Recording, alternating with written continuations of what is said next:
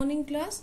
हमने कल chemical classification of matter पढ़ लिया था, तो एक बार मैं रिकॉल करवा रही हूँ। हमने पढ़ लिया था कि मैटर दो था, प्योर और मिश्रण। तो हमने प्योर में एलिमेंट और कंपाउंड पढ़े थे। मिश्रण में हमने पढ़ा था समांगी और विषमांगी, और समांगी मिश्रण को ही हमने विलयन बोला था। विषमांगी मिश्रण में दो टाइप कराई थी, कोलॉइडल विलयन और निलंबन। आज हम तीनों के बारे में डिटेल में पढ़ेंगे, कोलॉइडल विलयन, सॉल्यूशन और सस्पेंशन के बारे में। तो सबसे पहले कि जो सॉल्यूशन होता है उसके जो कण होते हैं सबसे छोटे होते हैं, ठीक है ना। तो जो सॉल्यूशन होता है उसके कणों का आकार 1 नैनोमीटर से भी छोटा होता है, ठीक है, 1 नैनोमीटर से छोटा। अब आपको अगर ये समझ में नहीं आई 1 नैनोमीटर से छोटा, नैनोमीटर का मतलब होता है बेटा 10⁻⁹ मीटर से छोटा, ठीक है ना।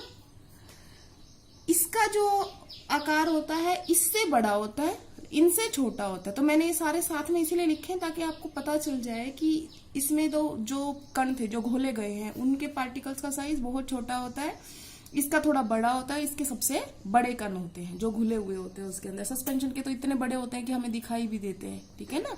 तो इसका जो होता है वो होता है 10⁻⁹ मीटर। ये इसका था ना 1 नैनोमीटर से छोटा था, तो इसका होगा 10⁻⁹ से लेके 10⁻⁷ के बीच का। तो हम पहले यहां पर लिखेंगे ये 10⁻⁹ से 10⁻⁷ मीटर तक।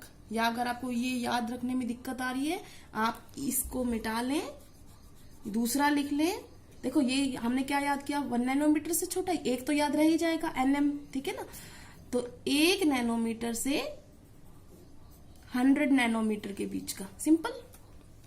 एक याद रखना इसमें, तो एक, इसमें अगला 100 बढ़ गए, 1 नैनोमीटर से 100 नैनोमीटर। इसका 1 नैनोमीटर से छोटा है, ठीक है, इसका 1 नैनोमीटर से 100 नैनोमीटर के बीच में है, और इसका जो है वो 100 से भी ज्यादा है। इसका मतलब 100 नैनोमीटर से भी बड़ा, ठीक है ना। तो इसका मतलब सबसे बड़ा कण किसका हुआ, इसका। तो आप इसके कणों को नेकेड आई से नहीं देख सकते, ठीक है ना। तो इसके कणों को सूक्ष्मदर्शी से भी नहीं देखा जा सकता, माइक्रोस्कोप से भी आप नहीं देख सकते। तो ना ही आप आंखों से देख सकते हो इनको, ना आप माइक्रोस्कोप की हेल्प से इनको देख सकते हो। इतने छोटे होते हैं इनके कण, नहीं देख सकते, ठीक है।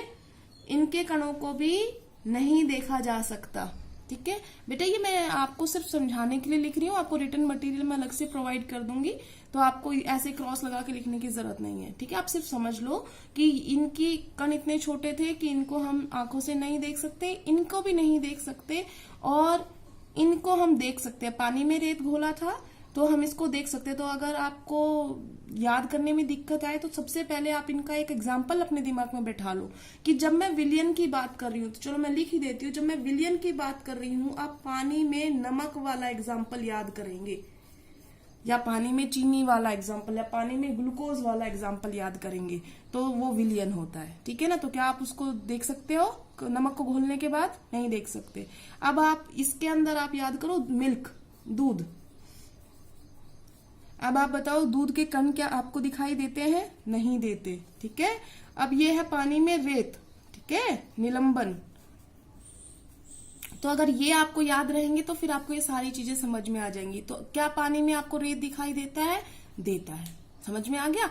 तो क्योंकि इनका कण सबसे छोटा था, नहीं दिखाई देगा। इसका भी थोड़ा छोटा था, इससे बड़ा था लेकिन इससे छोटा है, ये भी हमें नहीं दिखता है, लेकिन इसका इतना बड़ा साइज होता है कि हम इसको देख सकते हैं। तीसरा जो है वो ये है कि अगर हम इसको रख दें, चलो पहले मोटा वाला कर लेते हैं। ये कौन सा टाइप का मिश्रण है? समांगी, होमोजीनियस मिश्रण, होमोजीनियस मिक्सचर। ये कैसा है? आपने टाइप ही लिखी है, कौन सा है ये? विषमांगी मिश्रण। ये भी कौन सा है? विषमांगी मिश्रण, ठीक है।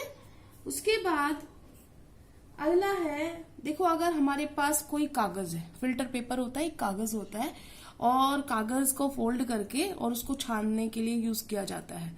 तो फॉर एग्जाम्पल हमारे पास कोई भी कागज है लिया हमने, रफ पेपर वाला ले लो, और अगर आप उसमें पानी और नमक का घोल छान के देखोगे, क्या नमक ऊपर रह जाएगा? नहीं। तो इसका मतलब फिल्टर पेपर से आप इसके कणों को पृथक नहीं कर सकते, ठीक है ना। कण कौन है? पानी और नमक। तो नमक उसके कण है, उसके कणों को आप पानी से अलग नहीं कर सकते। क्या आप दूध के कणों को अलग कर देते हो? रोज छानती है मम्मी, जब दूध उबालने के रखती है, तो क्या वो छन जाते हैं? नहीं छनते ना, सारे के सारे मिले हुए होते हैं। तो इसका मतलब इसको भी फिल्टर पेपर की मदद से हम सेपरेट नहीं कर सकते, ठीक है ना।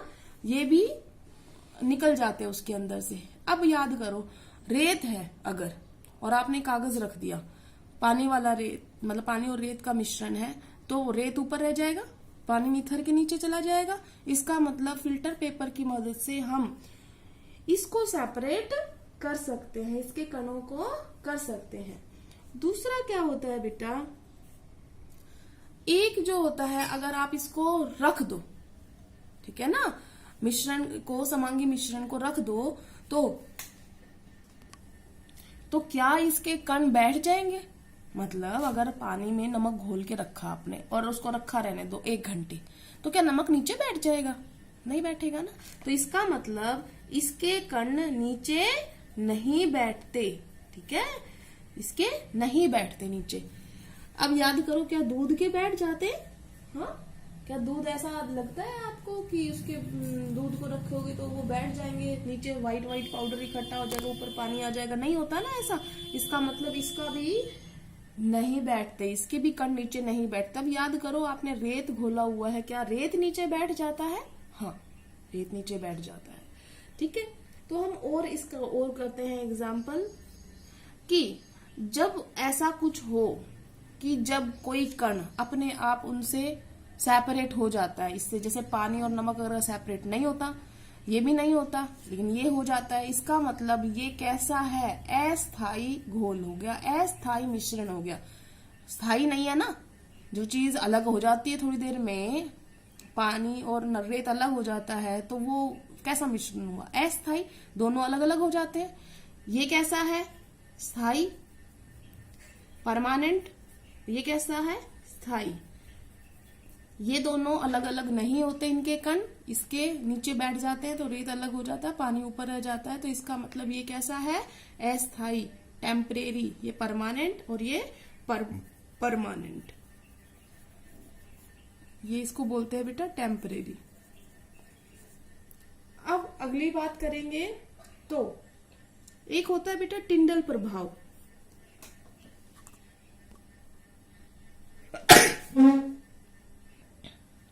टिंडल प्रभाव जो होता है, वो जिनके कण बड़े होते हैं ना, वो दिखाते हैं। तो अब आपको पता चल ही गया होगा कौन दिखाता है। होता क्या टिंडल प्रभाव, वो भी बताएंगे। तो टिंडल प्रभाव जो होता है वो ये दिखाते हैं, ये भी दिखाते हैं, बट ये नहीं दिखाते हैं। तो टिंडल प्रभाव क्या होता है, जब आप लाइट डालते हो, मान लो ये पानी का गिलास है, नमक वाला, आप ऐसे, कांच का गिलास है ये, अगर आप ऐसे डालोगे तो लाइट वाला रास्ता क्या दिखेगा आपको कि कहाँ से लाइट जा रही है? नहीं दिखेगा। लेकिन जब आप दूध में डालोगे तो वहां पे लाइट आपको स्कैटर होती हुई दिखाई देती है। तो टिंडल प्रभाव क्या है? Tyndall effect is the scattering of light by the particles. तो इसका मतलब जो लाइट को बिखेर दिया गया है, जो लाइट का रास्ता दिखाई देता है, जैसे कभी कभी आप देखो झाड़ू लगाते हैं और धूप निकल रही हो, कहीं जंगले में से आ रही हो, तो वो पूरा ऐसे दिखाई देता है ना, मान लो ये पोर है, यहाँ से धूप आई है, तो बिल्कुल ये रास्ता दिखाई देता है। तो उसको बोलते हैं हम टिंडल प्रभाव, कि जो इल्यूमिनेट हो गया रास्ता जो आपको दिखाई दे रहा है, कहाँ से लाइट आ रही है, वो होता है टिंडल प्रभाव। That is due to the scattering of light by the colloidal particles. तो ये भी दिखाता है, ये भी दिखाता है, बट ये नहीं दिखाता है। ऑलमोस्ट आपके सारे डिफरेंसेस हो चुके हैं। और बेटा आपके जो इन टेक्स्ट क्वेश्चन थे वो ऑलमोस्ट मैंने साथ साथ ही करा दिए थे। जैसे कि पहला क्वेश्चन था शुद्ध पदार्थ से आप क्या समझते हैं। तो शुद्ध पदार्थ क्या होते हैं? जिनके अंदर एक जैसे कण होते हैं उनको शुद्ध पदार्थ बोलते हैं। 2 आते हैं इसमें, तत्व भी हो सकता है, यौगिक भी। तो उसमें आप कोई भी एग्जाम्पल लिख सकते हो। समांगी और विषमांगी मिश्रण में अंतर आपको पता है। समांगी मिश्रण वो होते हैं जिसमें समान का संगठन होता है, इसके अंदर असमान संगठन होता है। समांगी मिश्रण के अंदर एग्जाम्पल हो गया पानी और नमक, विषमांगी मिश्रण में आप किसी का दूध या पानी और रेत किसी का भी कर दो। इसके अंदर समांगी मिश्रण के अंदर जो होते हैं उनके सभी अंशों के गुण और संरचना हर अवस्था में एक जैसे होते हैं, इसके अंदर अलग अलग होते हैं, ठीक है ना। जैसे आपको बताया था, एक ऊपर से लोगे तो पानी आएगा, नीचे से लोगे तो पानी और रेत आ रहा है, बिल्कुल नीचे से लोगे तो रेत आएगा, तो अलग अलग आ रहा है, इसमें हमेशा सेम आएगा। तो ये हो गया अंतर। उससे अगला क्वेश्चन भी समांगी और विषमांगी का है, और उससे अगला है डिफरेंसेस के बारे में। तो आपके 4 क्वेश्चंस आज हमने कर लिए हैं। Thank you class.